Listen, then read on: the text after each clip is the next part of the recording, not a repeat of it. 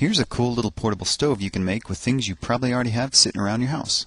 First, you'll need a couple of cans of soda. Make sure there's no bumps or dents in the bottom. You'll also need some fine sandpaper, a utility knife blade, a thumbtack, a coat hanger, some fiberglass, and a bottle of heat. Use the sandpaper to remove the paint off the bottom couple of inches of both cans.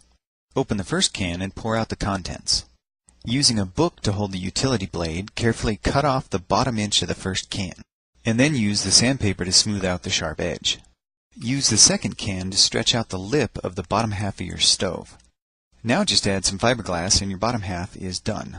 Make the top of your stove the exact same way. Before assembling the two pieces, you'll need to use the thumbtack to create a fill hole in the top half.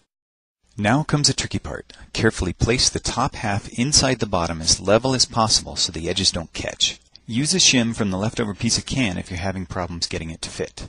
Once you have it lined up, squeeze it together as tightly as you can get it. Finally, use the thumbtack to create the fuel jets. Create a bunch of them evenly spaced around the top of your stove. If you don't already have a pot stand, you can quickly make one with a wire hanger. Just be sure to sand off the outer coating first. Now it's time to test it out. Slowly pour the heat into the stove, giving it time to drain through the fill hole. It doesn't take very much. A few tablespoons is enough to boil a pot of water. This type of can stove must be preheated for a second before the vapor pressure will sustain the jets. Once it's lit, put the pot stand over it, and then you're ready to cook. So whether you're camping or just forgot to pay the electric bill, now you can make a tiny stove even MacGyver would be proud of.